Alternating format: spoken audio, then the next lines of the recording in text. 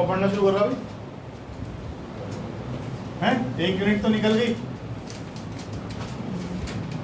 बेटा, ऐसा क्यों करवा रहे हो बार बार? आधा घंटा ही लगता है ना पढ़ने में। क्या है प्लस सिग्मा?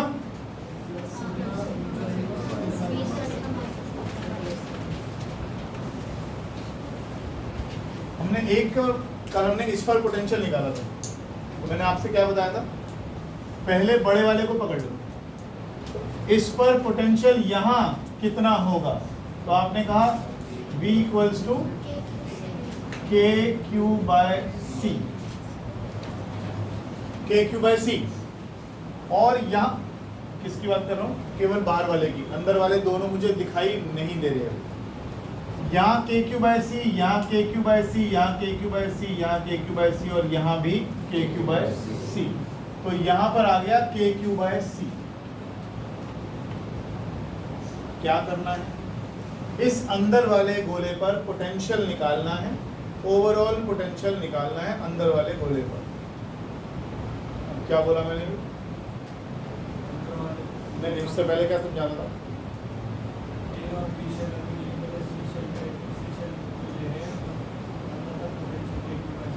तो क्या ना है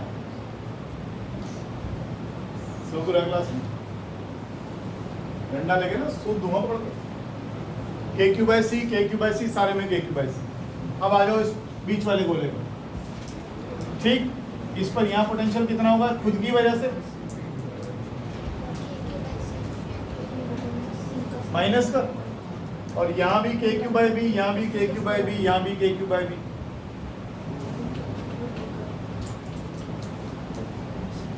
और छोटे वाले शेल पर खुद की वजह से कितना होगा?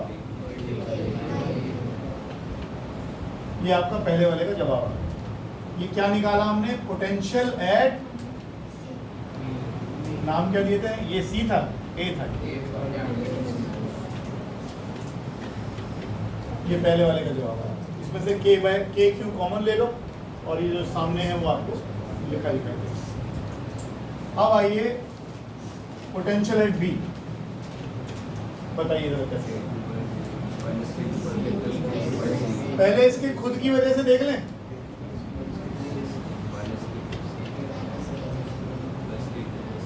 इस वाले सर्कल, इस वाले शेल की बात कर रहा हूं।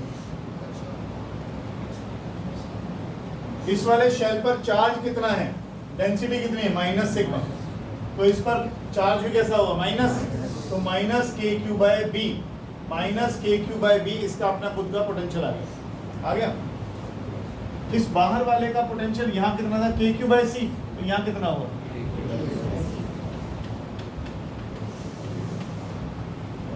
आ गया? ये जो छोटे वाला शेल है, छोटे वाला शेल है, शेल बिहेव्स लाइक अ, इसकी वजह से पोटेंशियल यहाँ कितना होगा? के क्यू बाय, अब इसमें एक गलती शुरू से होती आ रही है, ध्यान तुमने भी दी, मैंने भी दी। डेंसिटी सेम थोड़ी है, सबके अलग-अलग चार्ज भी तो अलग अलग है। सबकी चार्ज डेंसिटी क्या दे रखी? सिग्मा 1 सिग्मा 2 दे रखी, सिग्मा दे रखी। अच्छा फिर तो ठीक है, फिर तो चल जाएगा। तो ये आ गया आपका। इसको देखो ध्यान से, हाँ करोगे तब चलेंगे आप।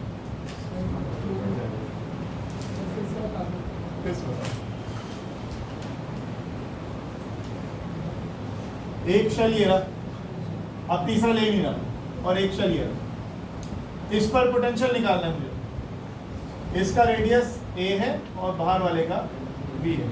इस पर चार्ज माइनस q है, इस पर चार्ज प्लस। इतना मान लिया बस। अब मुझे अंदर वाला गोला मत देख, सिर्फ मुझे ये बता कि अगर ये एक शेल होता जो कि है, तो इस पर कितना चार्ज है? Plus q। तो यहाँ पोटेंशियल कितना होगा इसके ऊपर? के क्यू बाय, खत्म हो गई बात। अब अंदर वाले को देख, अंदर वाले पे भी तो चार्ज है, अंदर वाले पे चार्ज है, तो अंदर वाले का पोटेंशियल भी यहाँ कुछ होना चाहिए।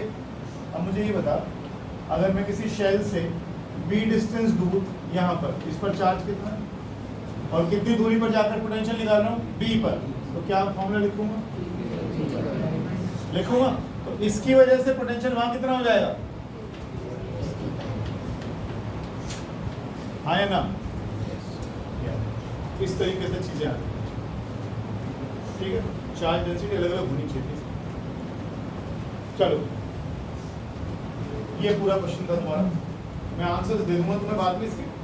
अभी फिलहाल आगे चलते हैं, चैप्टर शुरू करना मुझे नया वाला। पापा पूछ रहे थे कल फोन आएगा कि वो आपने दोबारा वीडियो नहीं भेजा, मैं कल आज भेज दूँ, आज बना देता हूँ। मेरी कोई गलती नहीं, मैंने कुछ नहीं बोला, ना मैंने फोन करा। घर वाले मांगेंगे, डिमांड करेंगे तो मैं क्या करूँगा? कहते अगला चेक कर दूँगा, मैं चेक कर दूँगी, मैं वीडियो दूँगा भेज दूँ। ठीक है, तो आज तैयार रहें प्लीज।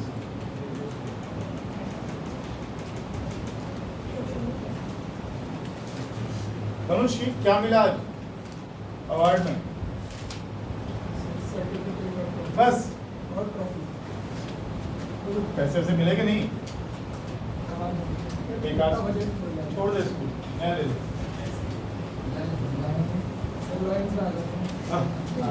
लॉयंस वाले तेरे कपड़े उतार लेंगे।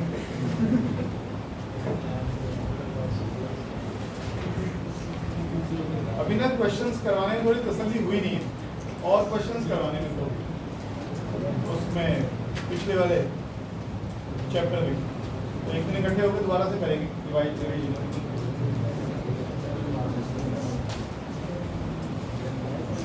चलो नया शुरू करते हैं। लिखिए करंट इलेक्ट्रिसिटी।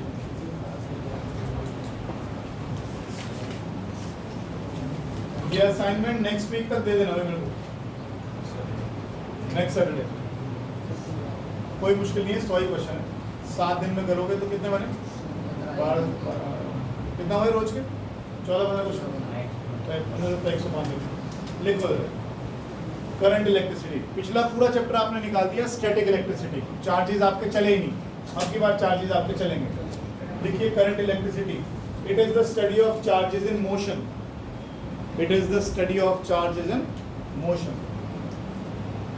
इसे हम इलेक्ट्रोडायनामिक्स भी बोलते हैं। शर्मा, डायनामिक्स का मतलब होता है मोशन। तो चार्जेस जब चलेंगे तो मोशन में आ जाएंगे, मोशन में आएंगे तो करंट, हम बोलेंगे इसको एक करंट। चार्ज क्यों फ्लो करता है इतनी बार डिस्कस कर चुके। हाँ जी आइए।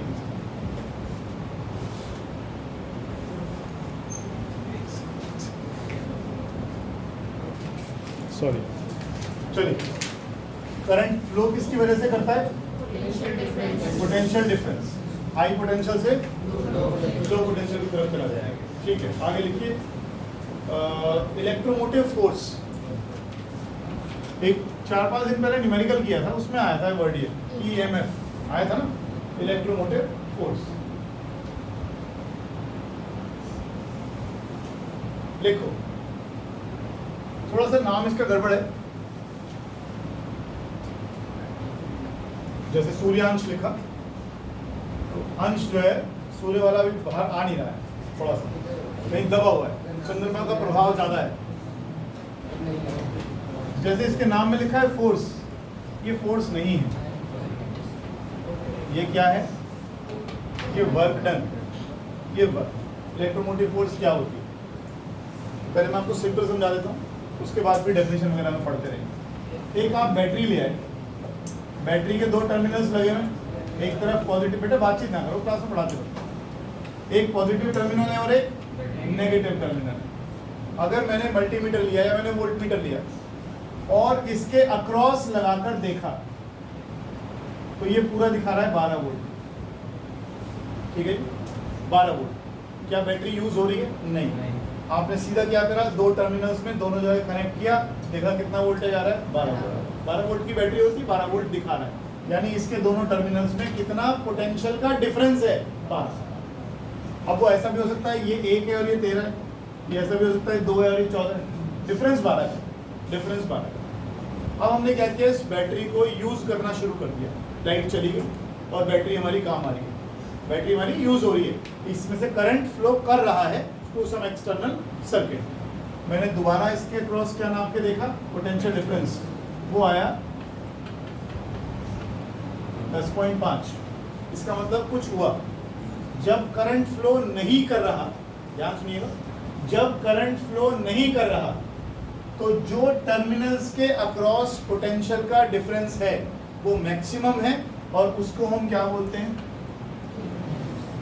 It is the maximum potential difference between terminals of the battery when current is not flowing from the battery. ठीक है जी?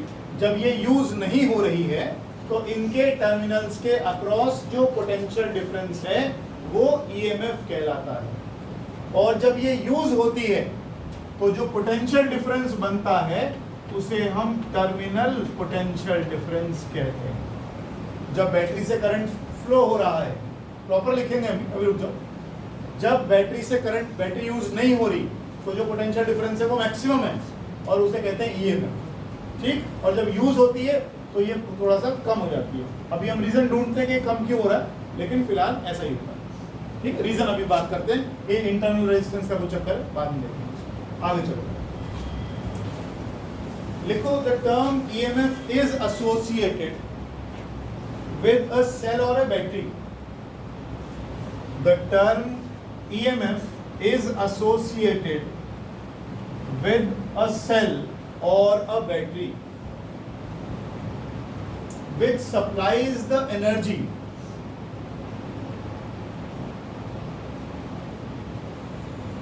to make the charge carriers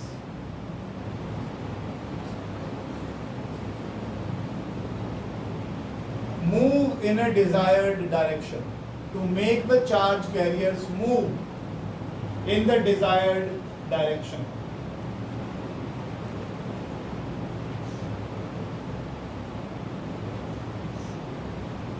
एक लाइन छोड़कर लिखना, ईएमएफ ऑफ ए सेल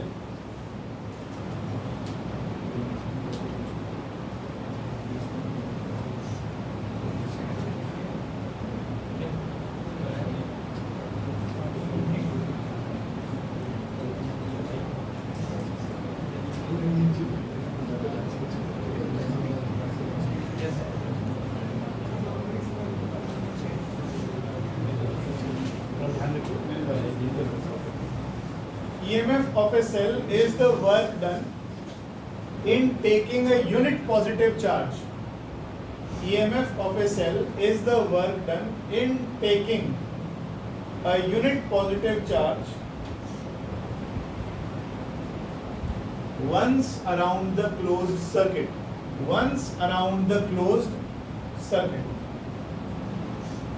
किसी एक पॉजिटिव चार्ज को circuit में एक बार घुमाने में जितना वर्क डन होता है उसे ईएमएफ कहते हैं।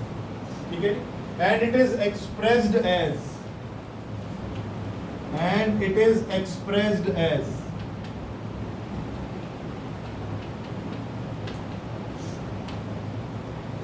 लिखो,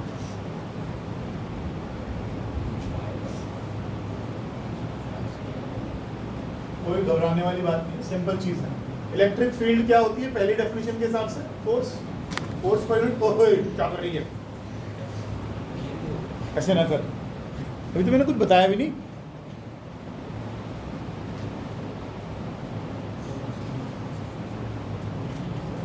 इलेक्ट्रिक फील्ड क्या होती है? फोर्स पर यूनिट चार्ज, और फोर्स इनटू डिस्प्लेसमेंट क्या होता है? Work done. तो हम तो यही कह रहे हैं, बस ये मैथमेटिकल तरीका हो गया लिखने का इसका। ठीक है ना, force into displacement, work done हो गया। फिर से सिंपल भाषा में, ये आपका रेजिस्टेंस आ गया, कोई ये आपका सेल आ गया, यहाँ से एक पॉजिटिव चार्ज को यहाँ से घूमकर यहाँ पर आया, तो जितना वर्क डन हुआ एक बार इसको सर्किट में घुमाने के लिए, यूनिट पॉजिटिव चार्ज को एक बार सर्किट में घुमाने में जितना वर्क डन हुआ वो ईएमएफ कहलाता है। ईएमएफ क्या होता है? It is the work done, देखो पढ़ा, in taking a unit positive charge once around a close circuit. ठीक है, आगे लिखो दूसरा, इसके बाद एक लाइन और छोड़ देना, और ये वाली डेफिनेशन ही हम ज्यादातर यूज करते हैं। It is the maximum potential difference, it is the maximum potential difference between terminals of the cell. Anushka पूरा करेगी इसको, between terminals of the cell, थोड़ा तेज, नहीं पूरा करो। When when no current is flowing या when no current is being drawn from the cell, when no current is being drawn from the cell, when no current is being drawn from the cell, units क्या होगी? Volt. Heading डालिएगा current. Current क्या होता है और differential form में कैसे लिखते हैं? क्या हो गया? क्या डिस्कस कर रहे हो भाई?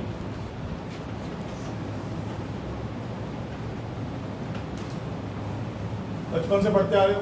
करंट क्या होता है? चार्ज पर यूनिट टाइम, और इसकी डिफरेंशियल फॉर्म लिखी रहती है dq by dt। बिल्कुल आसान शब्दों में बोले तो यहाँ एक यूनिट एरिया है हमारे पास, वायर है, वायर में से कितने इलेक्ट्रॉन्स एक सेकंड में इधर से इधर चले जाएंगे, और इलेक्ट्रॉन का चार्ज कितना होता है? मान लो 20 इलेक्ट्रॉन चले गए एक सेकंड में, तो 20 इलेक्ट्रॉन पर चार्ज कितना हो गया? इतना 20 इलेक्ट्रॉन पर सेकंड, इतना चार्ज पर सेकंड चला गया। ये क्या कहलाएगा? करंट की यूनिट क्या होती है? एम्पियर। इन सब चीजों में तो टाइम ना लगाऊं, ये सब तुम्हें मालूम है ना। आगे एक एम्पियर वैसे किसके बराबर हो गया? अगर यहां से देखूं तो मैं, तो अगर वो बोले कि एक एम्पियर को डिफाइन करो, हालांकि यहाँ से वो बोलता नहीं है, आगे चैप्टर्स आएगा जिसके अंदर आप पैरेलल कंडक्टर्स रखोगे, वहाँ 1 एम्पियर डिफाइन कराता है। अगर यहाँ से करवाने को बोलता है तो आप कहते हैं ना, अगर एक सेकंड में 1 कूलम चार्ज ट्रांसफर हो गया तो कितना करंट गया? 1 एम्पियर। सिंपल है। तो आजकल पीछे छुट्टियों में बैठता निखिल यादव, हाँ पता नहीं लग रहा आजकल बिल्कुल भी, कहाँ है क्लास में? दिखता नहीं क्लास में आजकल। आगे नहीं, थोड़ा सूर्यांश को आगे पीछे करूँगा आजकल। बेटा कब पढ़ना शुरू कर रहा है? कर दिया? क्या पढ़ लिया आज तक? नारायण की तरह मैथ्स के सारा चैप्टर निपटा दिया हैं? क्या हो गया भैया? बेइज्जती करा दी? कोई बेइज्जती होती है, बाप की बेइज्जती में क्या होता है? Direction of electric current, direction of electric current. कोई नहीं, डायरेक्शन ऑफ इलेक्ट्रिक करंट।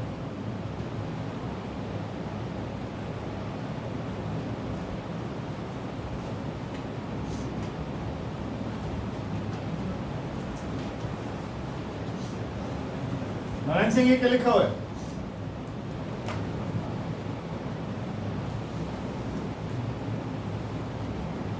ये क्या लिखा है? ये क्या लिखा है? बना रहा था क्या दिमाग में? ये क्या लिखा है?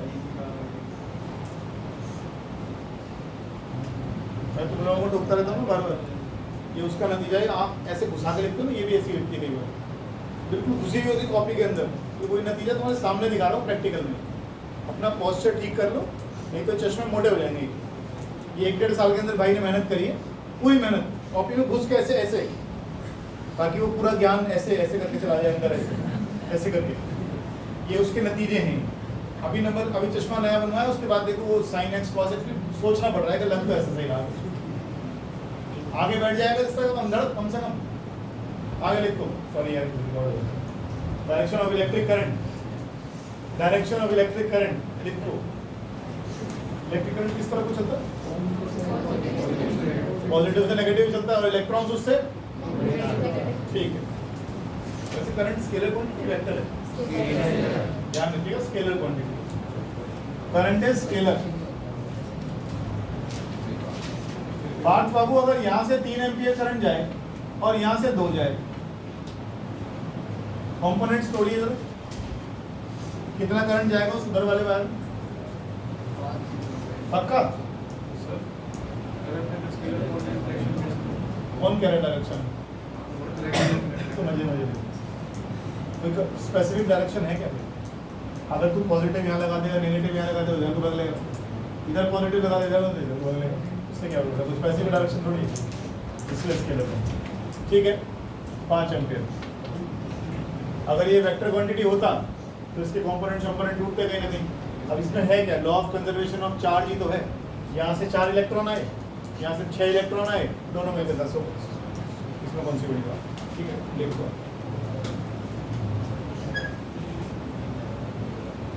उसके बाद आते हैं types of current. Types of current, types of current, वहां से निकल गया चूहे की तरह साइड साइड में होता हो और यहाँ चूहे के साथ बैठ निकला वहां से। कितने तरह के करंट पढ़े में आप? हाँ, कितने तरह के करंट पढ़े तुम्हारे? कितने तरह के करंट पढ़े में? 2 नाम बताइए। और डायरेक्ट करंट और अल्टरनेटिंग करंट। अगर मैं करंट और टाइम का ग्राफ बनाऊं तो ठाकुर साहब एक तो ग्राफ ये बन गया,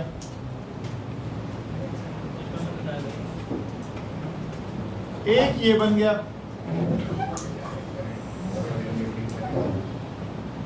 एक ये बन गया। कौन सा जो आप कहना चाह रहे हैं? ऐसा भी हो सकता है। अब बताएं किसमें कौन सा एसी है और कौन सा डीसी है, मदद करेंगे। ऊपर वाला तो कैसा है? DC, direct current. स्टेडी ना बोल दूं इसको मैं, स्टेडी माने कांस्टेंट हो गया। क्या मतलब हुआ इसका?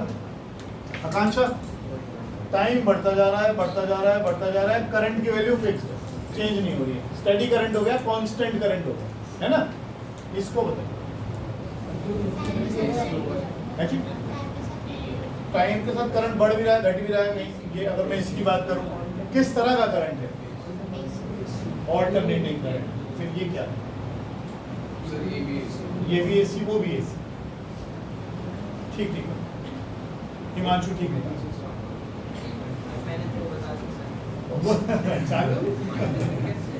इसे कहते हैं वेरिंग करंट। देखिए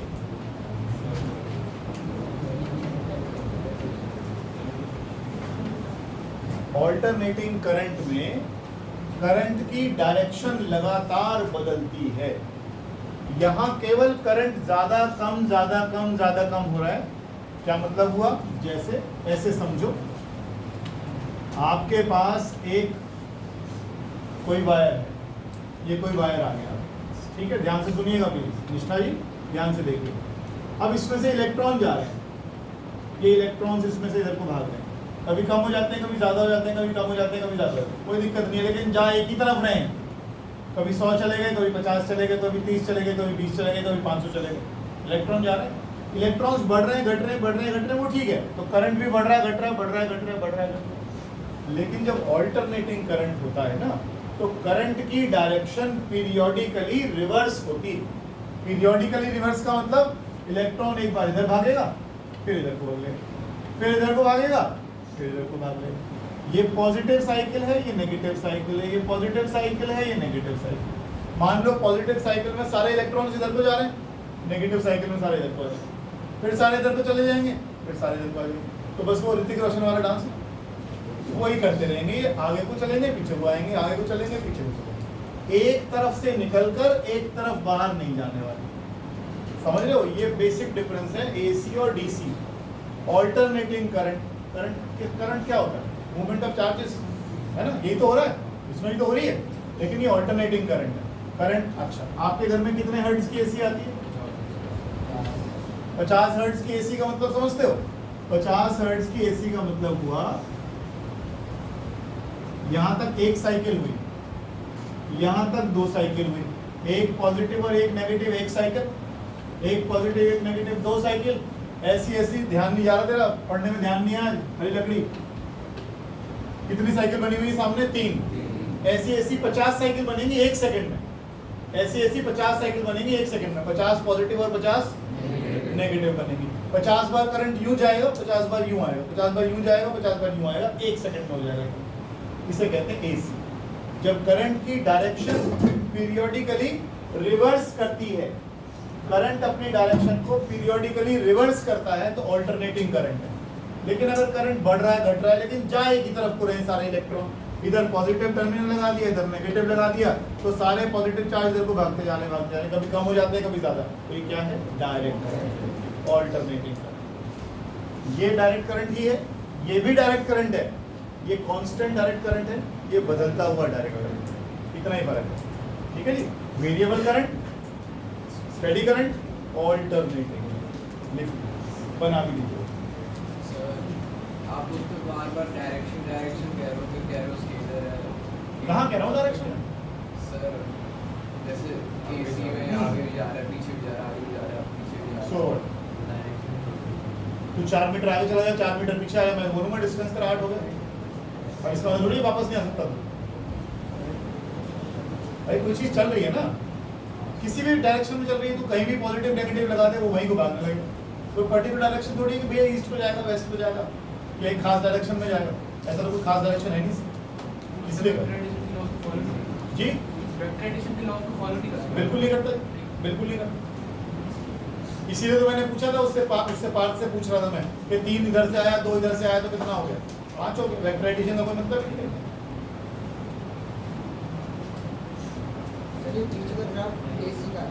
ये एसी है प्रभु, और ये स्टेडी करंट है, ये वेरिंग करंट। अगर मैं आपको दिखाऊं ना, ये देखो जरा एक बार, मालूम ये भी डायरेक्ट करंट है, ये भी डायरेक्ट करंट है। डायरेक्शन कहाँ बदली? करंट बढ़ गया, घट गया, बढ़ गया, घट गया, बढ़ गया, घट गया, लेकिन डायरेक्शन तो वही है। नेगेटिव डायरेक्शन में तो कहीं नहीं भागा, एक ही तरफ को जा रहा है। डायरेक्ट करंट, ठीक है, दिखाऊंगे वो कर रहा हूँ। आगे चलिए।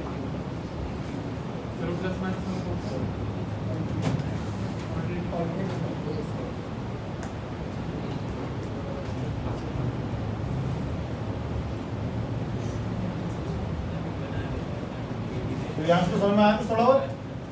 डायरेक्ट करंट, स्टेडी करंट कौन सा? जिसमें करंट की मैग्नीट्यूड नहीं बदलेगी, सेम रहेगी। वेरिंग डीसी कौन सा हो गया?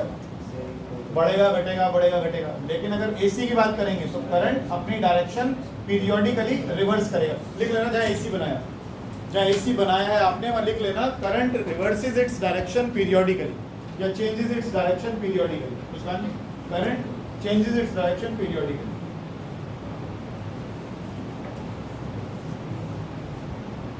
मुझे बाबू बहुत कम बोलते हैं आप। एक बात बताइए, ये मेरे घर पे पोल लगा हुआ है, ये आपके घर में पोल लगा हुआ है, और यहाँ पे हमने एक बल्ब लगा दिया, ठीक है। यहाँ से मैंने स्विच ऑन किया, आप मेरे से 3 किलोमीटर दूर रहते हैं, बहुत जल्दी ही करंट फ्लो, मतलब बहुत जल्दी ही बल्ब जल जाएगा। चलिए छोड़े, 3 किलोमीटर ज़्यादा दूर हो गया। मैं यहाँ रहता हूँ, आप हाउसिंग बोर्ड में रहते हैं। मैंने यहाँ स्विच ऑन किया और बल्ब ऑलमोस्ट तभी जल गया। ये इलेक्ट्रॉन इतना तेज गति से भाग रहे, मालूम है आपको इलेक्ट्रॉन्स इसमें कितनी स्पीड से चलते हैं, फ्लो करते हैं?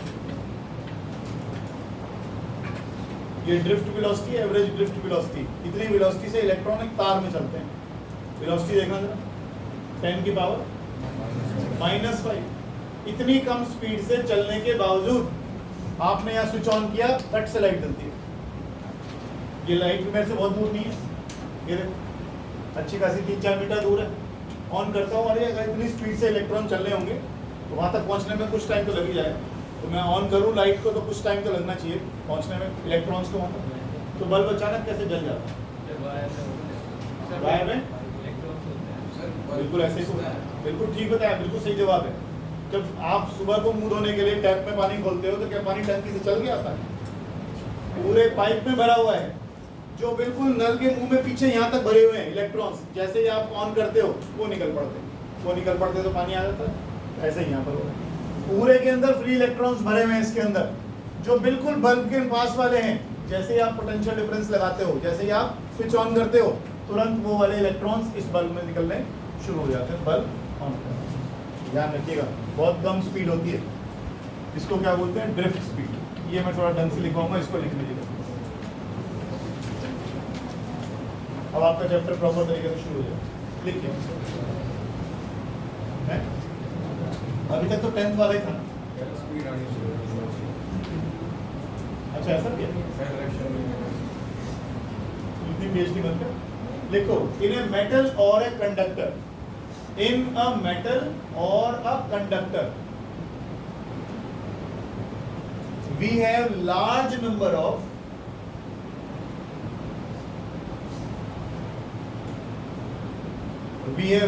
number of free or mobile electrons.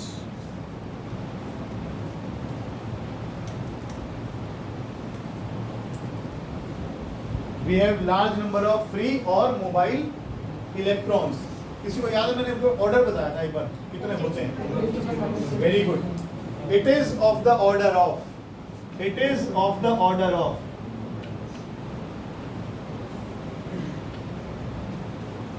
ये देखो हमें बाबू 10 की पावर 29 पर मीटर क्यूब. देखो बाबू ध्यान से देखिए, अगर मैं 1 मीटर क्यूब माने एक क्यूब बना लेता हूँ, length 1 metre, breadth 1 metre, height 1 metre, एक ऐसा क्यूब बना लिया मैंने, तो इसमें ऑन एन एवरेज इस ऑर्डर के फ्री इलेक्ट्रॉन्स अवेलेबल हैं. बहुत सारे फ्री इलेक्ट्रॉन्स हैं 1 मीटर क्यूब में. आगे चलो.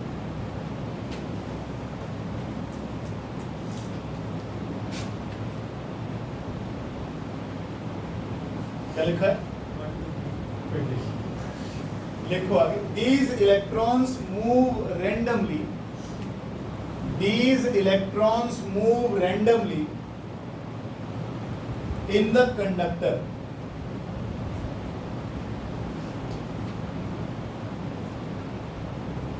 and go on colliding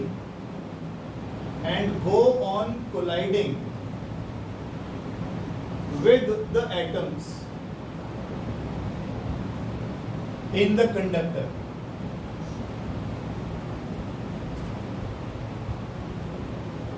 Full stop.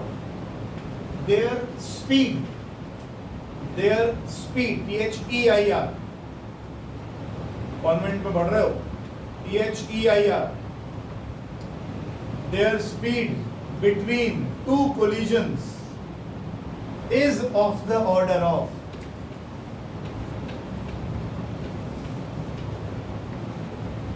ये देखो, लिखो. Their speed between two collision is of the order of, ठीक लिखवाए, लिख लो पॉजिटिव में, 10 की पावर 5 मीटर पर सेकेंड. Full stop. अभी लिखो, अभी तो कुछ करा ही नहीं हमने, एवरेज तो निकाला ही नहीं. ये क्या कह रहा है? अभी तो केवल ये कह रहा है कि आपके पास एक कंडक्टर है और कंडक्टर के अंदर बहुत सारे फ्री इलेक्ट्रॉन्स. ये कंडक्टर हो गया, इसके अंदर बहुत सारे फ्री इलेक्ट्रॉन्स हैं. जब ये चलते हैं तो यहाँ जो एटम्स होते हैं उनसे टकराते हैं. एक बार टकराया, फिर दूसरी बार फिर चला, फिर टकराया, फिर चला, फिर टकराया. तो ये जो दो कोलिजन्स के बीच की स्पीड है, बहुत सारी स्पीड है, 10 की पावर 5 मीटर पर सेकेंड की स्पीड. ठीक है, मैंने अभी वो -5 वाली बात नहीं करी. लिखो, because motion of electrons is random. Because motion of electrons is random, their average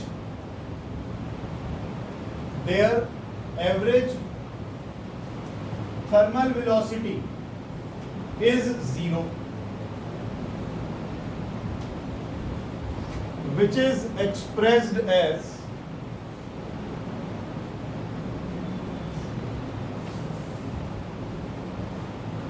following.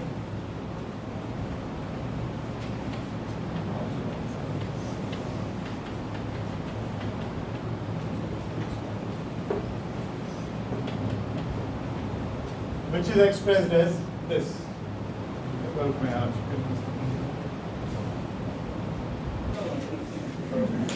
तो एवरेज थर्मल वेलोसिटी, अब देखो क्या कह रहा है, सुने प्लीज. इसमें अभी हमने कोई पोटेंशियल डिफरेंस तो लगाया नहीं है, कोई पॉजिटिव नेगेटिव चार्ज कहीं कनेक्ट नहीं किया. ये केवल एक मेटल का पीस है, कंडक्टर है मेरे पास. इसमें फ्री इलेक्ट्रॉन्स होंगे, वो फ्री इलेक्ट्रॉन्स आसपास की कमरे की हीट लेकर ही इधर से इधर, इधर से इधर, इधर से इधर, इधर से इधर टक्कर मारते रहते होंगे. दो कोलिजन्स के बीच में उनकी एवरेज स्पीड कितनी है? लेकिन क्या वो ऐसा होगा कि वो इलेक्ट्रॉन यहाँ से यहाँ भाग जाएगा? कौन खींच रहा है उसको? है कोई इलेक्ट्रिक फील्ड लगा रखी है, कोई फोर्स लगा रखी है, कोई ताकत है जो इस इलेक्ट्रॉन को यहाँ से यहाँ लेके जा रही है? नहीं. बस इसको कहीं से हीट मिल जाती है, इधर से टक्कर मारता है इधर, इधर से टक्कर मारता है इधर, इधर से टक्कर मारता है इधर, कोई डायरेक्शन नहीं है इसके जाने की, लेकिन बस इधर उधर टक्कर मारता है, यही तो हो रहा है। तो इसकी ऑन एन एवरेज इसकी थर्मल वेलोसिटी कितनी आएगी? थर्मल माने हीट, हीट से जो इसको वेलोसिटी मिली, जो रूम टेम्परेचर से, जो गर्मी से इसको हीट मिली, थोड़ी बहुत जो हीट मिली इसको रूम टेम्परेचर पर, वो उससे केवल ये इधर उधर टक्कर मारेगा। लेकिन क्या ऐसा होगा कि इफेक्टिवली 2 मीटर कवर कर गया, 1 मीटर कवर कर गया, 5 मीटर कवर कर गया किसी टाइम में? नहीं, कुछ भी नहीं। तो इसकी एवरेज थर्मल वेलोसिटी कितनी आने वाली है? 0। क्या कोई इफेक्टिव डिस्टेंस ट्रेवल करेगा? नहीं, पता नहीं 2 मिनट में यहाँ, 2 मिनट में यहाँ, 2 मिनट थोड़ी देर में यहाँ, थोड़ी देर में यहाँ, थोड़ी देर में फिर यहीं वापस आ। तो इसकी एवरेज थर्मल वेलोसिटी कितनी आ रही है? 0। अभी तक हमने पोटेंशियल डिफरेंस नहीं लगाया, अभी तक हमने इस पे पॉजिटिव नेगेटिव चार्ज करके इलेक्ट्रिक फील्ड नहीं लगाया, अभी तो वैसे ही कंडक्टर पड़ा हुआ है। आगे because average thermal velocity of electrons is 0, because average thermal velocity of electrons is 0, there is no net flow of charge, there is no net flow of charge, because average thermal velocity of electrons is 0, comma, there is no net flow of charge in any direction.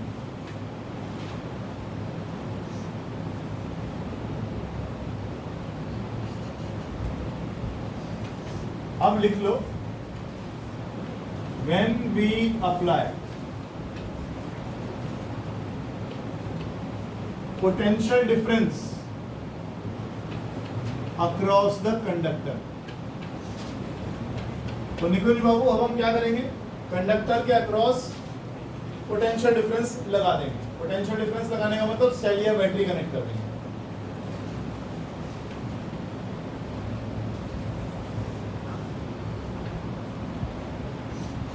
ये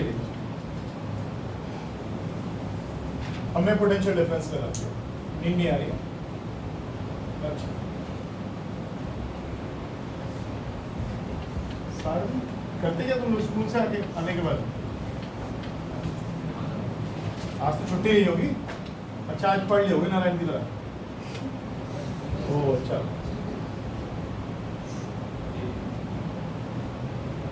ये L length का conductor,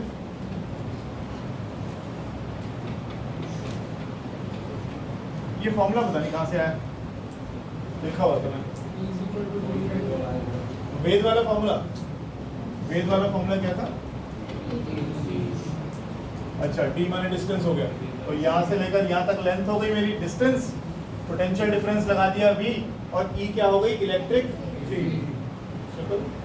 ये positive charge का terminal है, तो इधर positive charge आ गया, इधर नेगेटिव चार्ज, चार्ज नहीं आया मतलब इलेक्ट्रिक फील्ड पैदा हो गई, है ना? अब इसमें कुछ लंबा चौड़ा सी सोचने की है। अगर कोई इलेक्ट्रॉन यहाँ पड़ा हुआ होगा तो उसने किधर को भागना है? इलेक्ट्रिक फील्ड किस तरफ है? इलेक्ट्रॉन किधर जा रहा है? और अगर पॉजिटिव, हम करंट को क्या बोलते हैं? Flow of positive charge. Current को क्या बोलते हैं? फ्लो ऑफ करंट किधर को जाएगा? इधर। करंट किधर को जाएगा? इधर को। इलेक्ट्रॉन किधर को जाएंगे? ठीक है, 2 तरह के करंट होते हैं, आप लोगों ने 10वीं क्लास में पढ़ रखे हैं। एक कन्वेंशनल करंट है, एक इलेक्ट्रॉनिक करंट है। फ्लो ऑफ पॉजिटिव चार्ज, आप करंट क्या कराते हो? यहाँ से यहाँ चला देते हो, तो ये कौन सा करंट है? कन्वेंशनल, जो हम यूज करे जा रहे हैं। लेकिन अगर मैं इलेक्ट्रॉन्स की बात करूँ तो इलेक्ट्रॉन्स का फ्लो जो है वो इलेक्ट्रिक फील्ड के ऑपोजिट होता है। इलेक्ट्रिक फील्ड किधर से? पॉजिटिव से नेगेटिव। इलेक्ट्रॉन किधर को भाग रहा है? फील्ड के अगेंस्ट। ध्यान रखिएगा, आगे लिखिए। When we apply current through a conductor,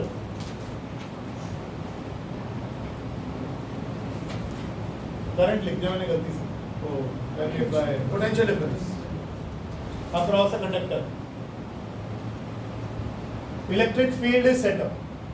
Electric field is set up.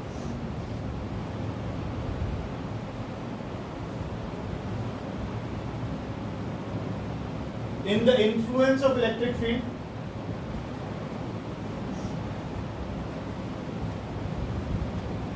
In the influence of electric field, electrons will experience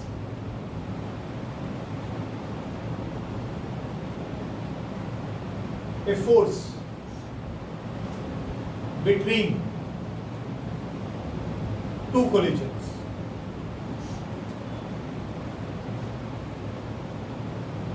Full stop. This force will accelerate it.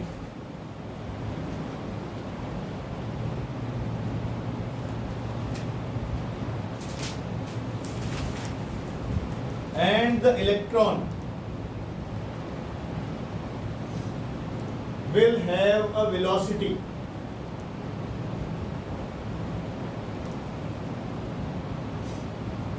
in a direction opposite to that of electric field.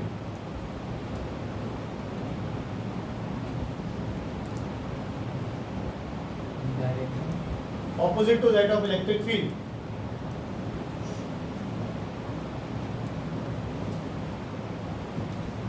ध्यान रखिएगा, इस electron को ये positive, इधर का जो positive charge है ये खींच रहा है इधर, चार्ज नहीं डेवलप हुआ है, मैं फिर कह रहा हूँ चार्ज को डेवलप नहीं हुआ है। समझाने का तरीका है केवल कि इलेक्ट्रिक फील्ड बन गई है इधर से इधर, और इलेक्ट्रॉन जो है वो इधर टक्कर मारेगा, फिर कभी इधर टक्कर मारेगा, इधर टक्कर मारेगा, लेकिन क्योंकि इलेक्ट्रिक फील्ड बन चुकी है तो उस पर फोर्स फाइनली लगेगी तो इधर कोई। ये सारे एटम्स हैं, देखो सुन, ये सारे एटम्स हैं, मैं थोड़ा गैप दे रहा हूँ जानबूझ के, ये सारे एटम्स आ रहे। अब आपने क्या किया है, आपने फील्ड लगा दी, फील्ड की डायरेक्शन क्या है, ये लगा दी। अब जो एक इलेक्ट्रॉन यहाँ से भागा था, इलेक्ट्रॉन चला, इलेक्ट्रॉन इसमें टकराया, अब इलेक्ट्रॉन वापस नहीं जाने वाला। क्यों नहीं जाने वाला? क्या लगा रखा है आपने, क्या लगा रखा है आपने? Electric field, potential difference. अब इलेक्ट्रॉन को फोर्स लगेगी किधर को, इधर को, भले वो इधर टक्कर मार दे, इधर टक्कर मार दे, इधर टक्कर मार दे, लेकिन फोर्स उस पर फिर भी किधर को लग रही है, इधर को। तो कोई अगर आपसे पूछता है कि स्ट्रेट लाइन में ट्रेवल करता हुआ आता है कि नहीं, स्ट्रेट लाइन में कैसे करेगा? जब इलेक्ट्रॉन चलेगा तो एटम्स भी मिलेंगे, एटम मिलेंगे तो उनमें टक्कर भी मारेगा, टक्कर मारेगा तो फिर रुकेगा, फिर चलेगा दोबारा से। लेकिन इस फोर्स की वजह से उसको एक एक्स्ट्रा वेलोसिटी मिल जाएगी। ये वेलोसिटी एक्स्ट्रा क्यों बोली मैंने? पहले भी तो थी उसके पास थर्मल वेलोसिटी, पहले भी तो थी, हीट की वजह से वेलोसिटी उसके पास, लेकिन उसका एवरेज कितना आ रहा था, 0। लेकिन ये वेलोसिटी किस वजह से लग रही है? क्योंकि यहाँ से इसको क्या करा जा रहा है, खींचा जा रहा है। इस पर एक फोर्स लगा दी गई है इलेक्ट्रिक फील्ड के कारण, और उसको खींच खींच के हम इधर की तरफ लेते चले जा रहे हैं। बात समझ लो, ये लाइन लिखवा रहा हूँ, ध्यान से पढ़िएगा। This velocity will be in addition to, this velocity will be in addition to thermal velocity.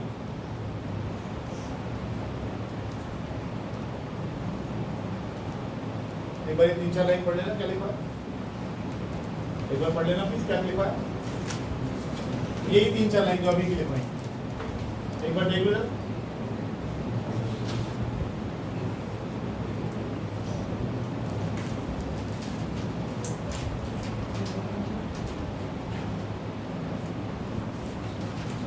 कोई कठिन चीज इसमें अब तक नहीं है ना? आगे देखो नेक्स्ट लाइन से, whatever kinetic energy electron gains, इस चैप्टर में ज्यादा लिखने को नहीं, शुरू में 2-4 चीजें आनी बस।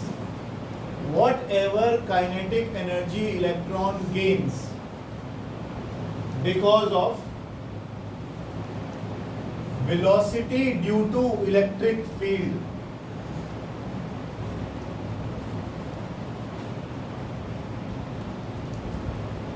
comma, it is delivered to the atom because of due to electric field. अच्छा, whatever kinetic energy electron gains because of velocity due to electric field, comma, it is delivered to the atom. It is delivered to the atom on collision.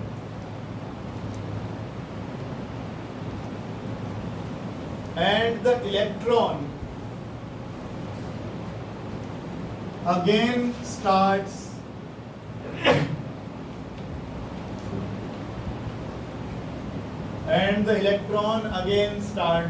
fresh.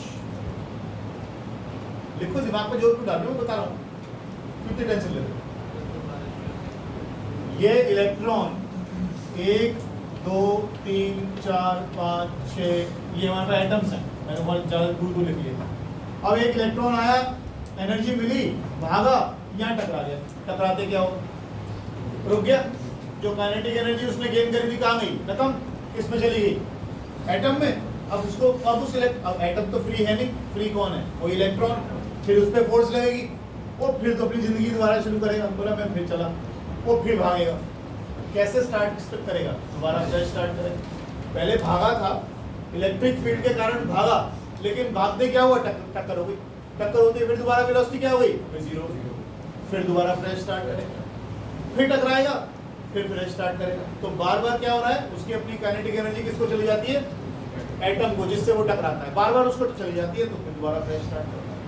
ये लिखा है अब तक, देख लो इस line में समझ में।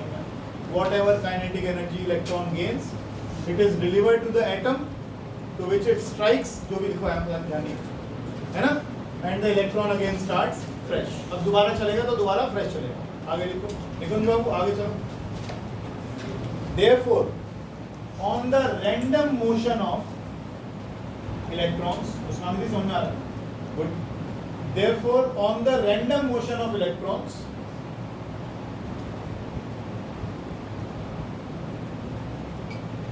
a constant velocity is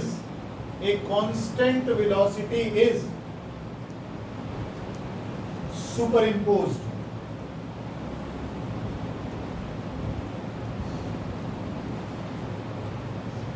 in the direction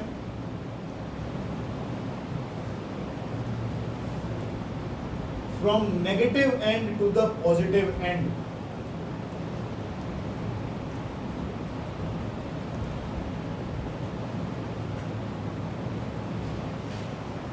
And this is called drift velocity.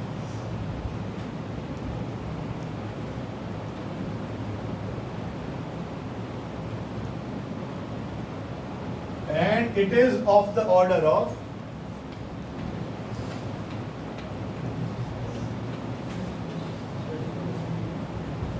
10 raised to power minus 5 meter per second. It is of the order of 10 raised to power minus 5 meter per second. Simple सी बात करिए, इस पर पूरे article में लिखना बहुत ज़्यादा हो गया, अदरवाइज कुछ था नहीं इसमें। जब तक बैटरी कनेक्टेड नहीं थी, इलेक्ट्रॉन्स तो इसमें बहुत सारे थे, वो इलेक्ट्रॉन एक जगह बैठे हुए थे नहीं, वो थर्मल वेलोसिटी के कारण इधर उधर टक्कर मारते फिर रहे थे। लेकिन क्या उनकी कोई डायरेक्शन थी, नहीं, तो उनकी एवरेज वेलोसिटी कितनी आई, 0। जब हमने इलेक्ट्रिक फील्ड लगा दी, बैटरी लगाकर या सेल लगाकर, तो इलेक्ट्रिक फील्ड के कारण इलेक्ट्रॉन पर फोर्स लगी in a direction opposite to electric field. लेकिन जैसे ही वो खींचा, जैसे ही वो चला, उसको एनर्जी मिली कहीं से, इस फोर्स की वजह से जो एनर्जी मिली उसको, क्या हुआ, अचानक से टकरा गया। टकराते क्या हुआ, फिर रुक गया, फिर वेलोसिटी 0, फिर दोबारा स्प्रेड स्टार्ट किया उसको। तो लेकिन बार बार टक्कर मारेगा, फिर चलेगा, क्योंकि आपने इलेक्ट्रिक फील्ड तो लगातार लगाई रखी है। उसके कारण उसकी जो एवरेज वेलोसिटी आएगी, जिससे वो इधर से इधर पहुंचेगा, वो वेलोसिटी कितनी है, -5। दो कोलिजन्स के बीच की वेलोसिटी कितनी थी, 10⁵, लेकिन एवरेज वेलोसिटी इस फील्ड की लगाने की वजह से आई -5 मीटर पर सेकेंड, बहुत कम है, और इसी को ड्रिफ्ट वेलोसिटी कहते हैं। ठीक है, आगे expression for drift velocity. Expression for drift velocity,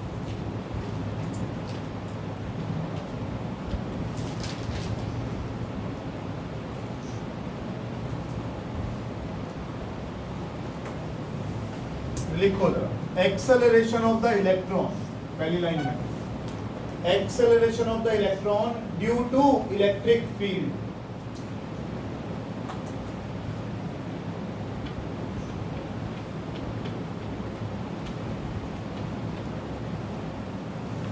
ठीक लिखा है, F इक्वल्स टू ma। जब इलेक्ट्रॉन पर इलेक्ट्रिक फील्ड लगेगी तो वो भागेगा, एक्सेलरेट करेगा। एक्सेलरेशन का फॉर्मूला क्या होता है? Force by mass, F by. कौन सी फोर्स है? Force due to electric field, force due to electric. आगे चलिए, आगे चलिए। और जब भी किसी चार्ज को, निखिल यादव, जब भी किसी चार्ज को इलेक्ट्रिक फील्ड में रखते हैं कितनी फोर्स लगती है? जब भी किसी चार्ज को इलेक्ट्रिक फील्ड में रखते हैं कितनी फोर्स लगती है? K Q by R। कितनी लगती है? K Q by R। ठीक ठीक लगा लो, थोड़ा मैनेज कर लो। F equals to QE। कल से बेटा तेरे वीडियो भी बनेंगे, चिंता मत कर। मजे ले रहा है ना कुछ ज्यादा ही तो आजकल। निष्ठा जी क्या करा देखो ध्यान से। F इक्वल्स टू QE, और Q क्या है? Q क्या है? Charge on the electron. तो उसमें उसकी जगह Q की जगह E लिख दिया।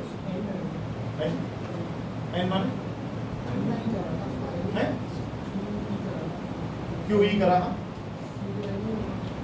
QN होगा, समझा नहीं? अरे एक इलेक्ट्रॉन की बात करो, एक इलेक्ट्रॉन पे कितनी फोर्स लगी? माइनस की V है। एक इलेक्ट्रॉन की बात कर रहे हैं, तो बात नहीं करें आगे। At any instant, at any instant, at any instant, comma, velocity of first electron, velocity of first electron,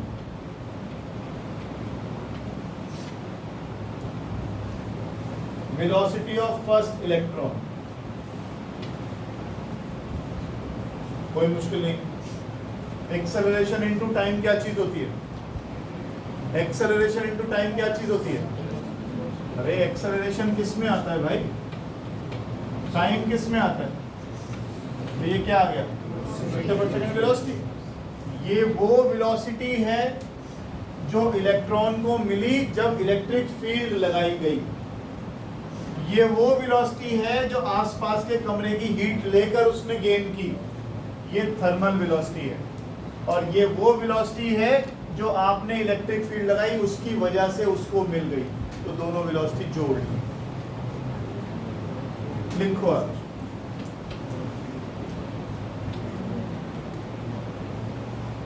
Nikhil क्या बोला मैंने? क्या बोला मैं?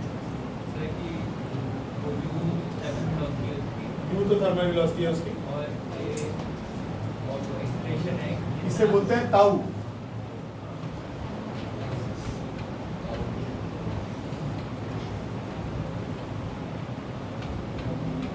आपके टीचर बताएगी टॉ, हम बोलेंगे ताऊ। भाई ताऊ जी लगे हुए हैं। ये क्या है? ये दो, एक बार कोलिजन हुआ यहाँ, एक बार कोलिजन हुआ यहाँ, इसके बीच में बिताया गया समय, ये टॉ टाइम है। एक्सेलरेशन इनटू टाइम हो गया। रिलैक्सेशन टाइम, वाह अब निकल के आया, सुना तो था बड़ा स्कूल में। ये रिलैक्सेशन टाइम कहलाता है। दो कोलिजन्स के बीच का टाइम है, दो कोलिजन्स के बीच का टाइम है। इसे टॉ बोलते हैं। ताऊ लिख दिया मैंने पहले, टॉ बोलते हैं। और ये टाइम है। एक्सेलरेशन और टाइम को मल्टीप्लाई कीजिएगा तो वेलोसिटी आएगी। फिर सुनिए ध्यान से, उम्मीद नहीं छोड़ूंगा मैं, कल फिर सुनूंगा तुझसे। देखे तू कितना बेशरम है और मैं कितना। ये कौन सी वेलोसिटी है? थर्मल वेलोसिटी, जो हीट से आई आसपास। और ये वो वेलोसिटी है जो इलेक्ट्रिक फील्ड लगाने के कारण आई। तो दोनों जोड़ दिया। आगे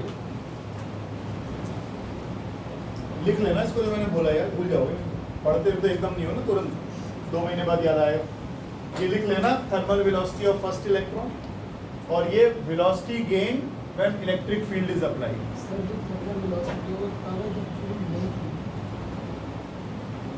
सर वो हमेशा रहेगी, वो हमेशा रहेगी। ये वाली वेलोसिटी और एडिशनल आ गई, ये तो रहेगी। अब एक बात बताओ, इलेक्ट्रिक फील्ड लगा दी तो क्या आसपास से हीट लेना बंद कर देगा? हीट लेगा तो भागना बंद कर देगा। तो ये वेलोसिटी तो हमेशा रहेगी, लेकिन इसका एवरेज 0 आने वाला। वो केवल ड्रिफ्ट वेलोसिटी से ही एक कोने से दूसरे कोने तक इलेक्ट्रॉन पहुंचे। ठीक है, आगे। A tau 1 is the velocity acquired when electric field is applied. tau 1 is the time. Tau 1 is the time elapsed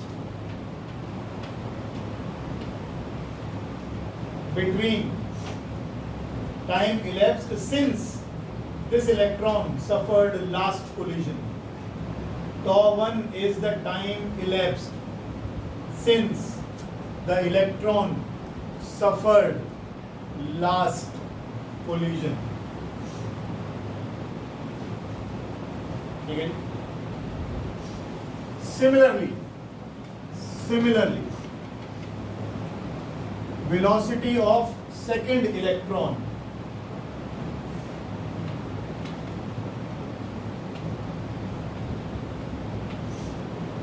ठीक है जी.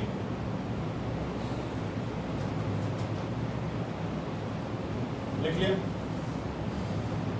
लास्ट लाइन का समय बाकी लिखने रहो. आगे लिखो.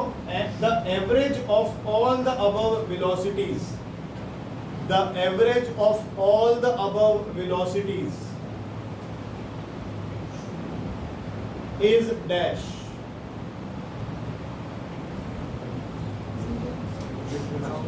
नहीं पूरा पढ़ो. The average of all the above velocities is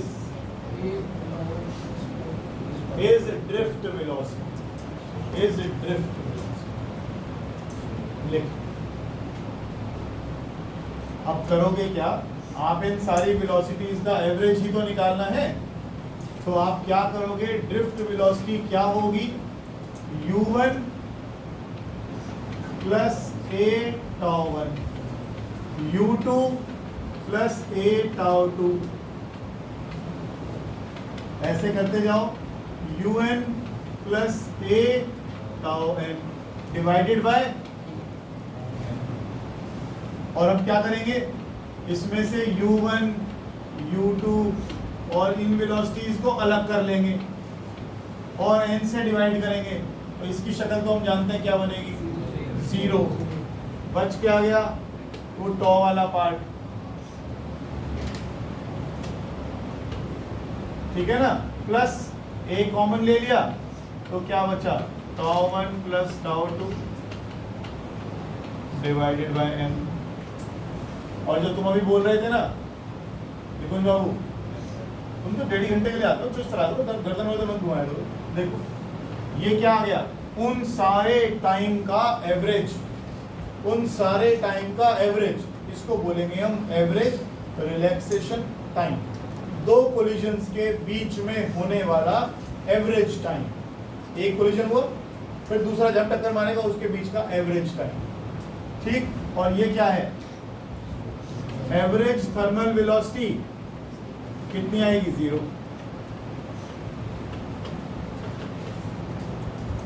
तो VD ड्रिफ्ट वेलोसिटी का फॉर्मूला बन गया A इंटू टाउ. और टाउ को जरूर लिख लेना, भूल जाओगे. एवरेज रिलैक्सेशन टाइम, कोलिजन्स के बीच में बिताया गया समय, उनका एवरेज. टाउ का ऑर्डर बता सकता है कोई? पढ़ा हुआ स्कूल में.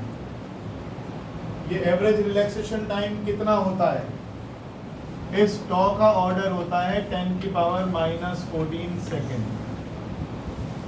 ये टाउ का एवरेज. ऑन एवरेज कितना टाइम बिताता है दो कोलिजन्स के बीच?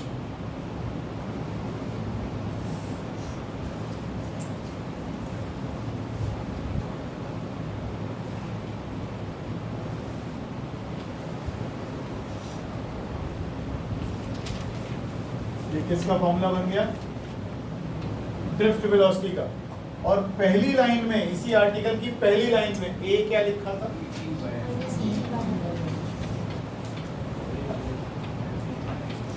ये आपका क्या आ गया? ड्रिफ्ट वेलोसिटी का फॉर्मूला बन गया minus E tau by M. और कल फिर कुछ सूर्य के अंशों से पूछूंगा दोबारा कि ड्रिफ्ट वेलोसिटी का फॉर्मूला क्या होता है. नहीं आ रही है. तो बेताल की तरह ना उल्टा टांग देना चाहिए यहाँ पे. है पिछले वाली स्लाइड.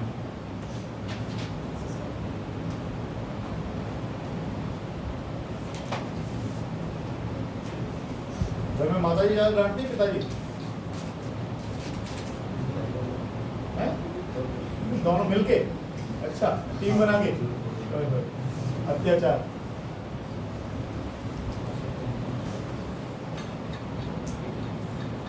इसकी जमीनें भी ना क्यों बिकी हुई है नहीं 5-10 करोड़ की है भाई ऐसा कुछ है स्कॉर्पियो और पीछे है ऊपर लगा के ऐसा कुछ है फिर किस लिए हवाबाजी रहती है फिर भी अब जैसे हमें के पास है हमें की तो जमीन है आसपास में अभी 85 करोड़ की जमीन बिकी इसकी पिताजी की उसका समझ में आता है स्कॉर्पियो में दुम करता हुआ आता है यहाँ पे तू किस लिए हवा में एक आधी किला उससे मांग लेता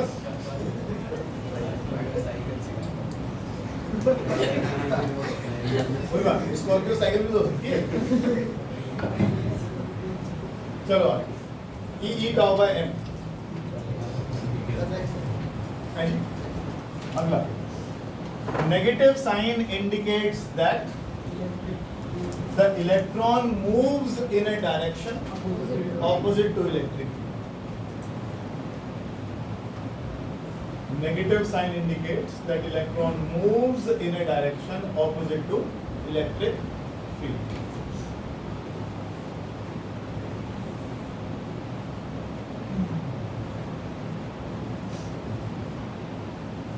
जीवन में ऐसी निश्चिंतता बड़े होने के बाद बड़ी याद आती है। निश्चित मतलब कोई दुनिया कहीं बाहर में जाओ, कोई फिजिक्स का चैप्टर चलते रहो, हमें अपना जीवन जीना। थोड़ा सा जल्दी आ गई तेरे पास, लिखिए। हाँ इस टाइम ये होता है कि आदमी ने पैसा वैसा कमा लिया, थोड़ा सा बोला आप बेफिक्री चाहिए जीवन में, तो अभी से आगे उस चीज से लिखो आगे। Relation between electric current and drift velocity. Relation between आंख ऊपर कर ले, तू भी कर ले बराबर इन्हें। Relation between electric current and drift velocity.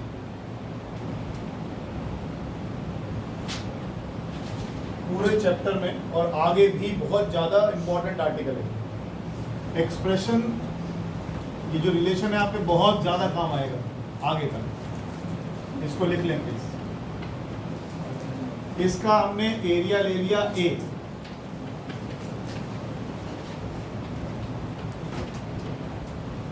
आओ सर आओ फटाफट ध्यान दो।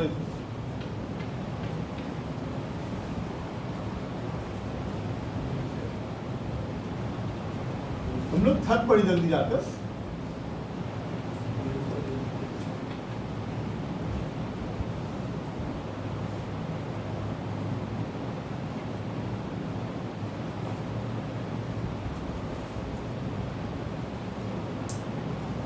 चाइना में पहली बार ओलंपिक्स करवाए थे, पता नहीं कौन से गेम्स करवाए थे, वहाँ के जो सोल्जर्स थे ना बड़ा डिसिप्लिन सिखाते हैं।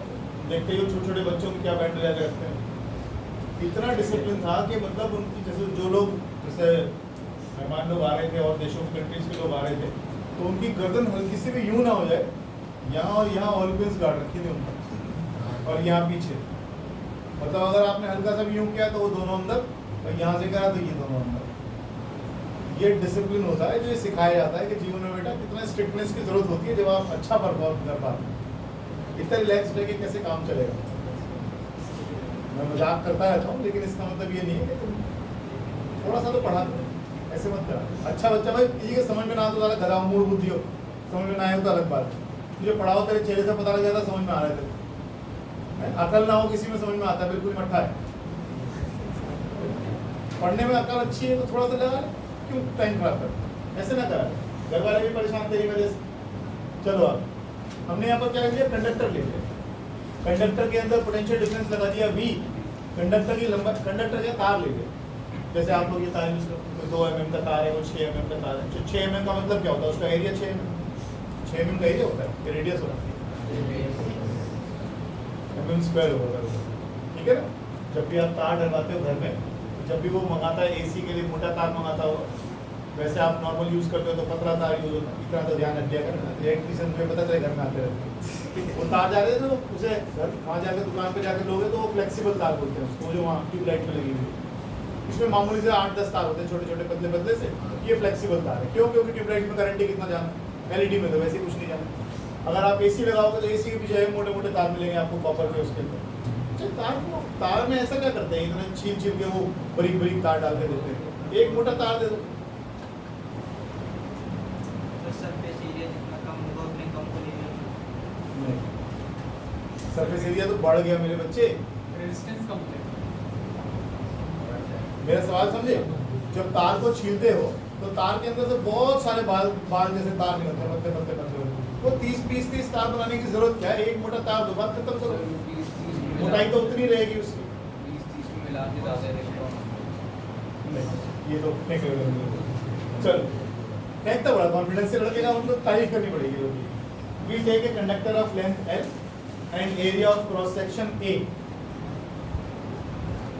फिलहाल जब आई गया थोड़ा सा बता देता हूँ। आपने एसी पढ़ा ना अभी, आपके घर में तो एसी आती है, आपके घर में तो एसी आती है। एसी हमेशा सरफेस पर चलती है, एसी हमेशा सरफेस पर चलती है, अंदर नहीं चलती है। इसे स्किन इफेक्ट कहते हैं, बाद में पढ़ेंगे तो इसमें डिटेल में। एसी हमेशा सरफेस पर चलती है। अब आपने अगर इतना मोटा तार ले लिया, एसी ने चलना है सरफेस पर, तो बीच वाला जो आपने कॉपर लगा दिया उसका क्या काम, कोई काम नहीं। अगर आपने बैटरी लगा रखी है तो क्या सप्लाई करेगी वो, डायरेक्ट करंट। क्या सप्लाई करेगी वो, डायरेक्ट करंट। अगर वो डायरेक्ट करंट करेगी तो डीसी तो पूरे क्रॉस सेक्शन को यूज करता हुआ चलेगा। तो बैटरी में जब भी आप तार देखोगे जुड़े हुए, तो मोटे मोटे तार होते हैं, उसमें कोई छिले हुए तार नहीं होते कि भाई बहुत सारे उसके पतले पतले तार निकाल रखे हैं उसमें से, नहीं। डीसी के लिए मोटे तार काम करते हैं आपके। लेकिन जो आपके घर में ऑल्टरनेटिंग करंट आता है, ऑल्टरनेटिंग करंट के लिए अगर मैंने मोटा तार यूज भी कर लिया तो एसी कहाँ चलेगी, केवल ये बीच वाला तार तो बेकार हो जाता है।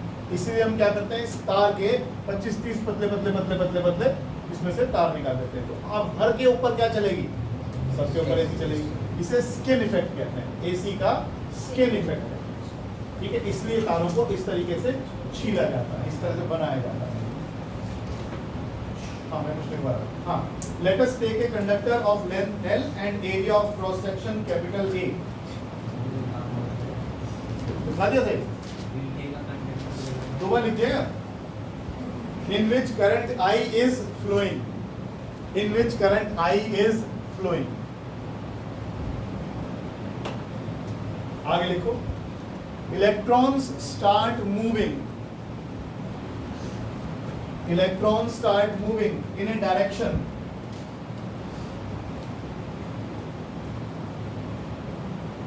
opposite to that of electric current, opposite to that of electric current।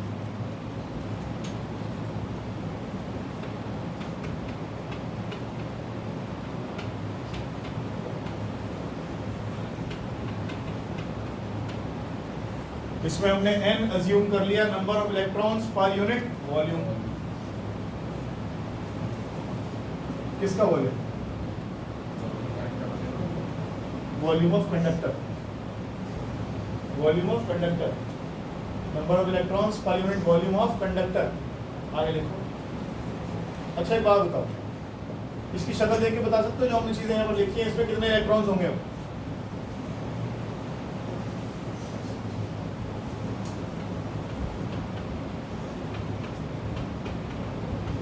मुदित बाबू बताओगे,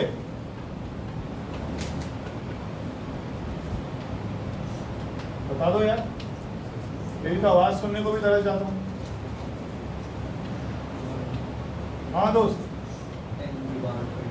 नहीं इतना नहीं, इसके हिसाब से ये क्या लिखा है, ये है number of electrons per unit volume. इसका वॉल्यूम कितना है, इसका वॉल्यूम कितना है, एरिया इंटू लेंथ, क्या हो गया ये।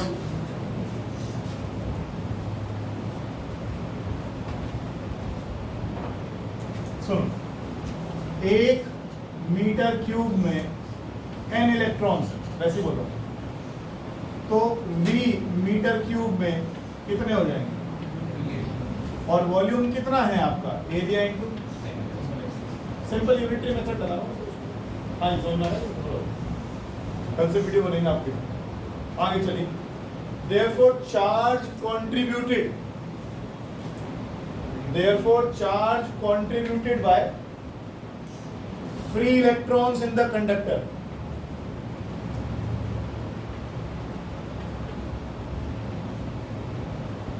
देखना जरा एक बार, n क्या है, number of electrons per unit volume. Total electron कितने, इतने सारे। एक इलेक्ट्रॉन पे चार्ज कितना होता है, वही 1.6 वाला। तो मान लो मैं इसको लिख दूं NaL, इतने सारे तो मेरे पास इलेक्ट्रॉन है, और एक इलेक्ट्रॉन पे चार्ज E है, तो ये टोटल चार्ज नहीं होगा।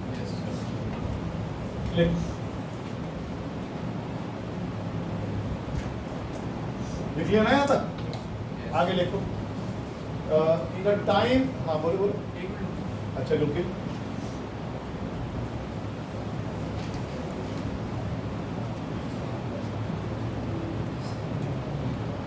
हाँ बोलो बोलो, लिखो आप।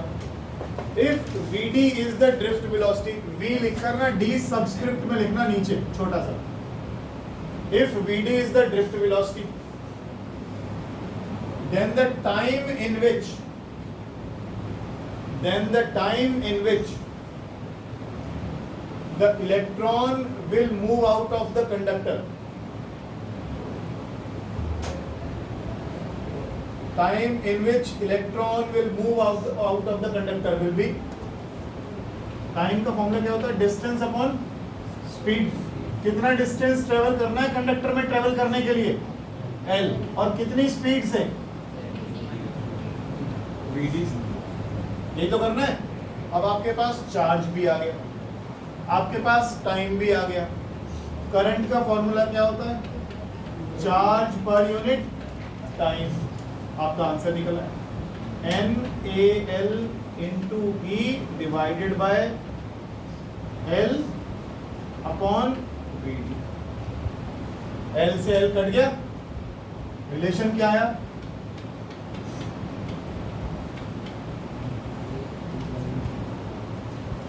बहुत ज्यादा इस्तेमाल होने वाला रिलेशन है। ये क्या किया मैंने, कितना चार्ज फ्लो कर रहा है और कितने टाइम में फ्लो कर रहा है। चार्ज अपॉन टाइम होता है करंट, तो चार्ज को टाइम से डिवाइड कर दिया। टाइम क्या है, डिस्टेंस अपॉन स्पीड। देख लो अच्छे से, हो गया। असाइनमेंट करते रहिएगा, लेट नहीं करना, जा सकते।